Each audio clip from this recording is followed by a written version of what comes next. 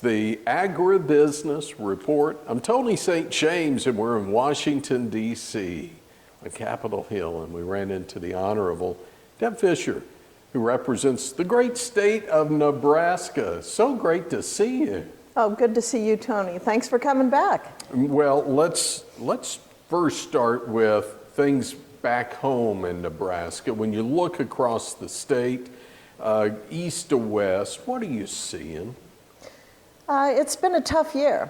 You know, we've seen a lot of drought across the state this year. Rains have been spotty. So while prices have been good, you know, the yields have been shorter than usual. Pastures are a little short. Meadow hay, a little short. But people, you know, if you're in agriculture, people are always optimistic. It'll be better next year. You know, I'm a cattle rancher. Our family has a cattle ranch in the Sandhills of Nebraska, and you're in it for the long haul. It's a generational ranch. Two of our sons are on it now, and it's important to keep in mind that there's going to be cycles. There's going to be good times, bad times. Weather's always iffy, but it's a wonderful way of life, and that's how Nebraskans feel. You know, there's some tough times right now, but there's always hope on the horizon, and it's a good place to raise your family. Let's stick with the cattle theme, if you will, and you've had a livestock bill, a cattle bill. Where are we on that? Yeah, I have a Cattle Market Transparency and Reform Act that we've been able to have Republicans and Democrats on. We have 11 Republicans, 10 Democrats. It's really to help the farmers and ranchers, every segment of the beef industry, be able to have information that they need to make good decisions. In Nebraska, we are the beef state. I know you're from Texas. We go back and forth on trading cattle on feed. But in Nebraska, we have cow-calf, we have backgrounders, we have large and small feedlots, and we have 3 of the 4 big packers. I want every segment of that industry to succeed because it's so important to the economy of the state of Nebraska. It is the economic engine of the state of Nebraska. But it's only going to be successful if we make sure that everybody has information so they can make those decisions, good market decisions. And so this has been a work in progress for maybe 3 or 4 years. We were able to get it out of the Ag Committee on a voice vote. Now we're waiting to get some time on the floor. That's up to, obviously, Leader Schumer here at the end of the year. Uphill fight to get that time. But Senator Tester, who is a strong co-sponsor of the bill, he's working with Senator Schumer, and hopefully might get that done. But it's going to take some floor time to do it. Let's talk about another crop that's important to Nebraska, and that's corn. And obviously, there's a lot of feeding of corn there in Nebraska, but we also rely on exports to Mexico. What's happening there? Oh, yeah, that is another trial that's out there for producers. Nebraska is a huge exporter of white corn, especially to Mexico. The Mexican president made an announcement that by 2024, Mexico was not going to be taking any more imports of GMO corn. Well, that's 90% of the corn grown here in the United States. That would have a horrible impact on Nebraska farmers and farmers all across this country. So we continue to say, let's make decisions based on science, not politics. Make those decisions based on science. We all know that GMOs are helpful. There's no harm in them. They occur naturally in many cases. And so to have this uncertainty, again, thrown out on producers who are trying to make plans for the future, change their entire operation in some cases, it's very, very difficult. I've had conversations with Ambassador Tai on this. She has been in contact with her counterpart in the Mexican government, worked with Secretary Vilsack as well. And so hopefully they're going to be able to negotiate and get information. I think the information part is extremely important to the Mexican government on, first of all, the safety of the exports that we send to them, but also be aware of the science, know the science and make your decisions based on that. So that's something, obviously, yeah, we're gonna be really, really focused on that. So since we're talking corn, let's talk ethanol for a moment. And speaking of science, the science said E15 was good, year-round E15, and we get that announcement, but then suddenly we step back. So where are we on the idea of E15 year-round? Well, I've led on E15 year-round. I think that's an important part of our energy policy here in the United States. It's certainly important to my state of Nebraska.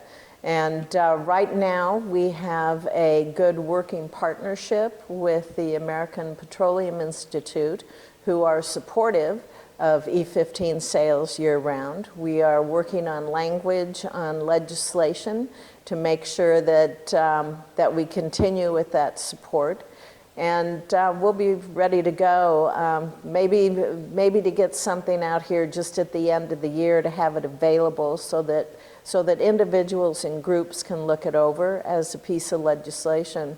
But when you have petroleum and corn come together, that is a huge accomplishment. It's a big step. And so I'm looking forward to working with these folks because they also understand the importance of all of the above energy policy.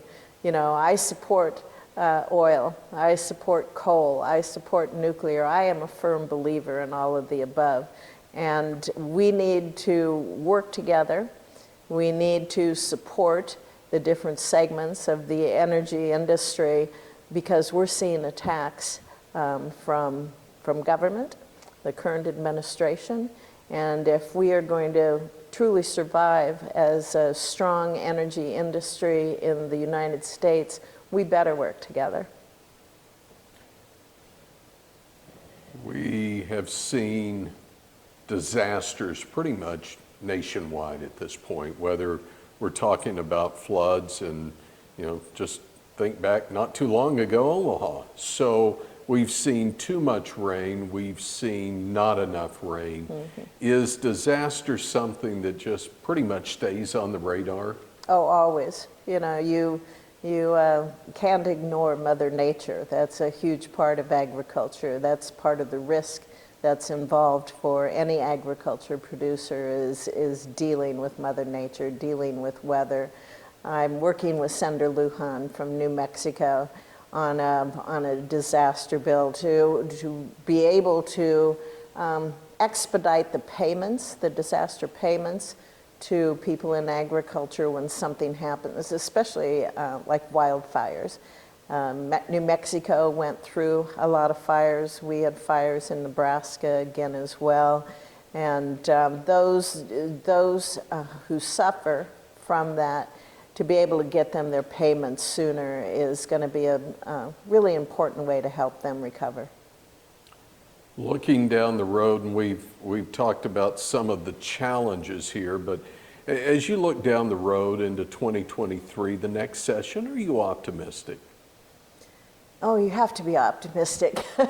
You couldn't do this job if you weren't optimistic. And as I said, I'm a cattle rancher. You couldn't be in agriculture if you weren't optimistic. When we look at the farm programs, for example, the Farm Bill, that's coming up in the next 2 years. And to be able to work together in the Ag Committee on that bill, that's a good example of bipartisanship here in the United States Senate. And so I try to be positive about that and let people know that there are still things we can work on together. I'm on the Armed Services Committee. That's another committee where we can work together to provide for our men and women in uniform and give them the resources that they need. But when we look at the Farm Bill, yeah, there's some good programs that are in there. One that I will continually fight for is crop insurance. That is the #1 priority of my ag producers. They want to make sure that that program is stable and that it is solid and it's secure. Another thing we need to look at that I'm very excited about is precision agriculture. You know, that's something that we've been working on for a long time as well. I'm on the Commerce Committee.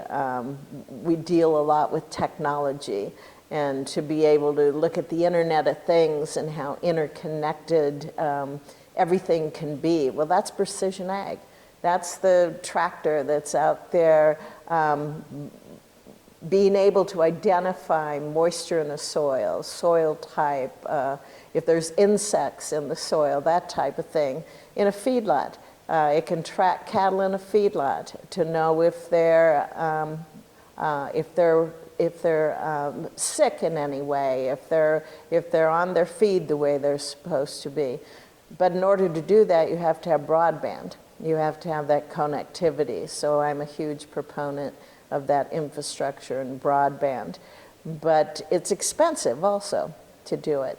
So I have a bill, the Precision Ag Loan Bill, which will help hopefully smaller ranchers, smaller farmers be able to access a loan through that bill, access a loan so they can afford the equipment that they can access then the wonderful technology that's out there. It will help them to be more efficient. It'll help them to hopefully be more profitable, and that's only good for people in agriculture. It's so good to see you. Thanks for your time. Thank you. Wish you the best going into the next session as well. Thank you very much. Great to see you. Again, it's the Honorable Deb Fischer from Nebraska. She's a member of the Senate Ag Committee and joins us on today's Agribusiness Report.